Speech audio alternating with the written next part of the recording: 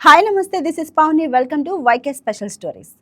Aviation చరిత్రలో అత్యంత భయానకమైన అద్భుతమైన సర్వైవల్ స్టోరీల్లో ఒకటిగా నిలిచిన ఎయిర్ ట్రాన్సెట్. ఏవియేషన్ చరిత్రలో అత్యంత భయానకమైన అద్భుతమైన సర్వైవల్ స్టోరీల్లో ఒకటిగా నిలిచిన ఎయిర్ ట్రాన్సెట్ ఫ్లైట్ 236 ఘటన గురించి ఇప్పుడు మనం తెలుసుకుందాం.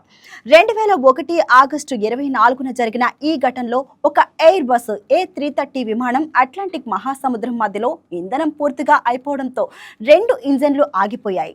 అయినప్పటికీ పైలట్లు 19 నిమిషాల పాటు గ్లైడ్ చేసి 306 మంది ప్రయాణికులు, క్రూ సభ్యులను సురక్షితంగా ల్యాండ్ చేశారు. ఈ ఘటనను ఆజోర్సు గ్లైడర్ అని పిలుస్తారు. కెనడాలోని Toronto Lester B Pearson airport నుంచి పోర్చుగల్లోని లిస్బన్ కు వెళ్తున్న Air Transat flight TSC 236 Airbus A330-243 model విమానం ఆగస్టు 23, 2001 రాత్రి 8 గంటల 52 నిమిషాలకు టేకాఫ్ అయింది. బోర్డులో 293 మంది ప్యాసింజర్లు, 13 మంది క్రూ సభ్యులతో కలిపి మొత్తం 306 మంది ఉన్నారు. విమానంలో 47.9 టన్నుల ఇంధనం ఉంది.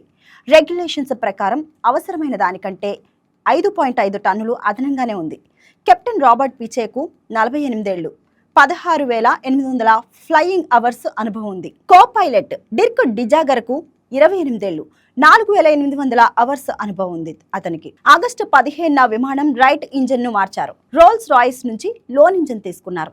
ఇంజన్ ఇన్స్టాలేషన్ సమయంలో ఫ్యూయల్ ట్యూబ్ మరియు హైడ్రాలిక్ ట్యూబ్ మధ్య మ్యాచ్ లేకపోవడం, సర్వీస్ బులెటిన్స్ పూర్తిగా ఫాలో చేయకపోవడం వల్ల ట్యూబ్స్ రబ్ అయ్యాయి. ఫలితంగా ఫ్యూయల్ లైన్ లో క్రాక్ వచ్చింది. గంటకు 13 టన్నుల ఇంధనం లీక్ అవుతుంది. ఎయిర్ బస్ A330లో డైరెక్ట్ ఫ్యూయల్ లీక్ సెన్సార్ లేకపోవడం వల్ల అలారం రాలేదు. ఇంధనం లీక్ అవుతున్న క్రూ గమనించలేదు. ఉదయం 5 గంటల 3 నిమిషాలకు రైట్ ఇంజిన్ ఆయిల్ రీడింగ్స్ అసాధారణంగా కనిపించాయి. కంప్యూటర్ ఫాల్ట్ అనుకున్నారు. 5 గంటల 33 నిమిషాలకు ఫ్యూయల్ ఇంబ్యాలెన్స్ అడ్వైజరీ వచ్చింది. Left right inner wing tanks మధ్య అసమానత కనిపించింది. క్రాస్ ఫీడ్ వాల్వ్ ఓపెన్ చేసి రైట్ ఇంజన్ కు లెఫ్ట్ ట్యాంక్ నుంచి ఫ్యూయల్ ఫీడ్ చేశారు. ఇది లీక్ ను మరింత తీవ్రం చేసింది. 5 గంటల 45 నిమిషాలకు ఫ్లైట్ ను డైవర్ట్ చేయాలనే నిర్ణయం తీసుకున్నారు. ఆచర్స్ లోని లార్జెస్ ఎయిర్పోర్ట్ కు మళ్లించారు. 6 గంటల 13 నిమిషాలకు రైట్ ఇంజన్ ఫ్లేమ్ అవుట్ అయింది. 6 గంటల 26 నిమిషాలకు లెఫ్ట్ ఇంజన్ కూడా ఆగిపోయింది.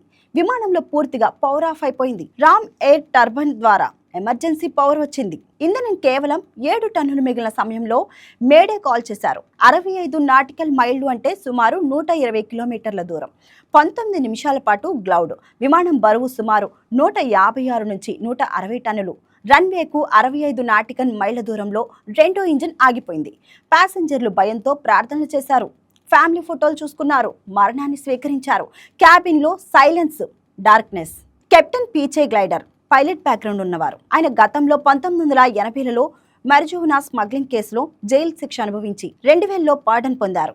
ఆ అనుభవం ఈ సంక్షోభంలో సహాయపడిందని చెప్తారు. 6 గంటల 45 నిమిషాలకు లార్జెస్ రన్వే 33పై హార్డ్ ల్యాండింగ్ చేశారు. స్పీడ్ సుమారు గంటకు 370 కిలోమీటర్లు. సాధారణ టచ్ డౌన్ కంటే ఎక్కువ. బౌన్స్ అయ్యి మళ్ళీ టచ్ డౌన్. టైర్లు పగిలాయి. స్పార్క్స్, చిన్న అగ్ని శకలాలు వచ్చాయి.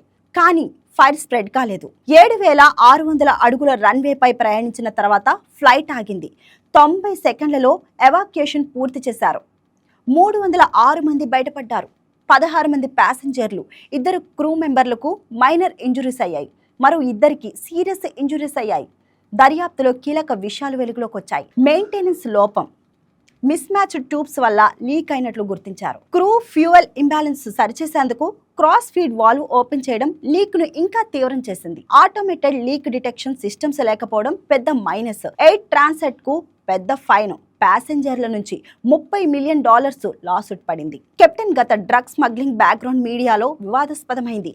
ఈ ఘటన ఏవియేషన్ సేఫ్టీలో చెక్ లిస్ట్ పాటించడం, maintenance protocols, leak detection systems మెరుగుపరచడం ప్రాముఖ్యతను బయటపెట్టింది.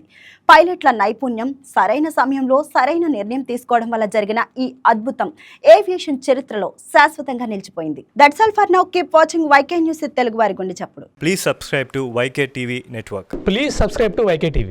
Please watch YK News.